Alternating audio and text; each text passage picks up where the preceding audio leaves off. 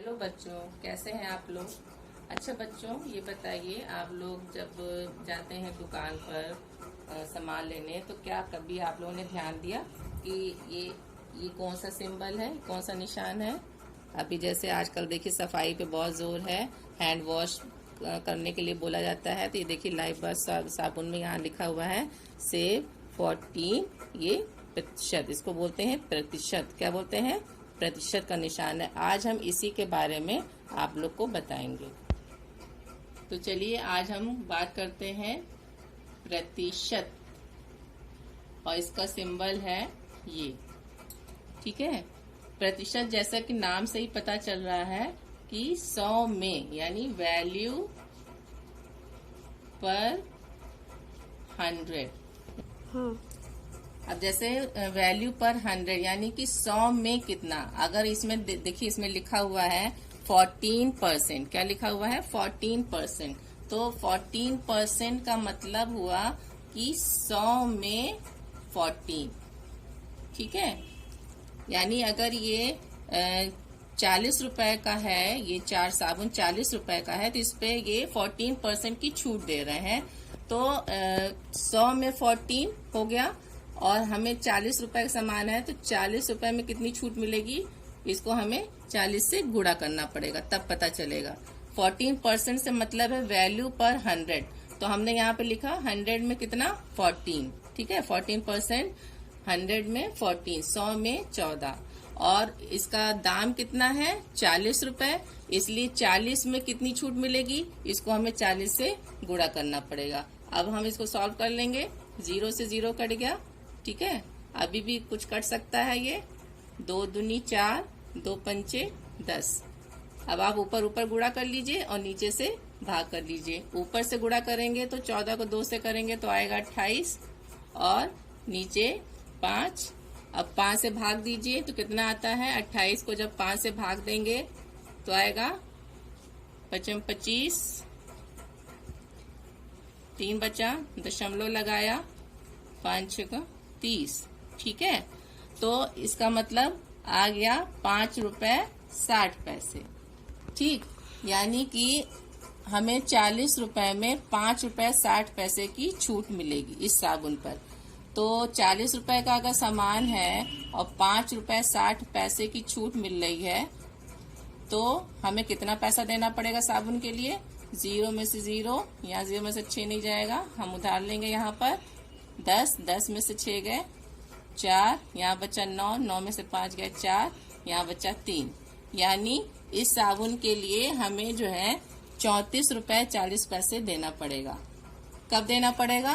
14% छूट मिली है तब। 40 रुपए का सामान था और इस पे 14% की छूट मिली है, तो हमें 34 रुपए 40 पैसे देना पड़ेगा। ये चीज हमने कैसे निकाली? 14% अभी मैंने आपको बताया, वैल्यू पर 100। 14% का मतलब हुआ 100 में 14। ठीक है। 100 में 14, तो 40 रुपए में कितना, क्योंकि ये साबुन तो 40 रुपए का है, तो 40 रुपए में निकालने के लिए हम 40 से गुणा कर देंगे। इसको सॉल्व करने के बाद हमारा आंसर आया 5 रुपए 60 पैसे। अब ये 5 रुपए 60 पैसे की छूट हमें मिली है, तो हम इसको माइनस करेंगे 40 में से, तो पता चल जाएगा कि हमें इस साबुन का कितना रुपया देना पड़ेगा। तो यानी ये साबुन हमने खरीदा 34 रुपए 40 पैसे में। ठीक है। इसी तरह एक एग्जांपल है, जैसे हम लोग मार्क्स देते हैं आप लोग को, 70% बोलते हैं, 60% बोलते हैं। ठीक है।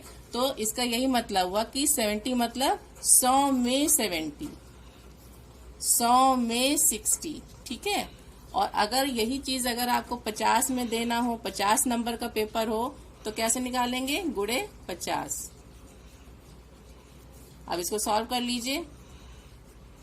5 सते 35, 6 पंचे 30। ठीक। यानी कि 60% वाले बच्चे को 30 अंक मिला और 70% वाले बच्चे को 35 अंक मिला। तो इस तरह से हम सॉल्व कर लेते हैं। इतना आपको कॉन्सेप्ट क्लियर आया? फिर से एक बार बता दे रहे हैं कि प्रतिशत मतलब कि 100 में, वैल्यू पर 100।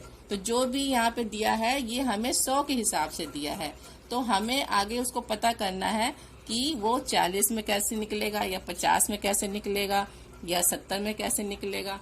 ठीक है, बात समझ में आ रही कि नहीं आ रही आप लोग को? इसी तरह जैसे हम लोग जाते हैं साड़ी की सेल में जाते हैं, अक्सर सेल लगी होती है, तो वहां पर हम देखते हैं कि दुकानदार कहता है कि 20% ऑफ है, 50% ऑफ है।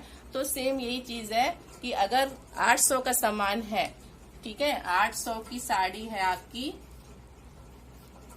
और उस पे 20% ऑफ है, तो सेम हम इसी प्रोसेस से निकालेंगे। 20% ऑफ का मतलब हो गया कि 100 में 20, और साड़ी कितने की है? 800 की, तो गुणे 800।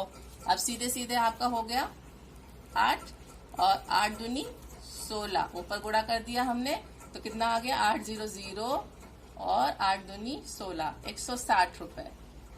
यानी 160 रुपए की छूट मिलेगी साड़ी पे। तो 800 की साड़ी जो है, अगर छूट मिली है 160 रुपए, तो कितने की पड़ेगी? 00, 10 में से 6 गए 4, 7 में से 1 गए 6, यानी 640 रुपए की साड़ी पड़ेगी। यानी 800 की साड़ी हमें कितने की मिलेगी? 640 रुपए की साड़ी मिलेगी। तो इस तरह से हम ये प्रतिशत निकालते हैं। बात समझ में आ रही है आप लोग को? हमेशा याद रखिए, प्रतिशत मतलब 100 में, वैल्यू पर 100। नाम से ही पता चल रहा है, शत मतलब 100, यानी जो भी वैल्यू दे रखी है वो 100 में दे रखी है और आगे हमें पता करना है। ठीक है, आशा है आप लोग को आज प्रतिशत समझ में आया होगा। आप लोग घर पे प्रैक्टिस करिएगा, इसको समझिएगा, और जो भी नहीं आएगा वो कल हम फिर से क्लास ले लेंगे। Thank you.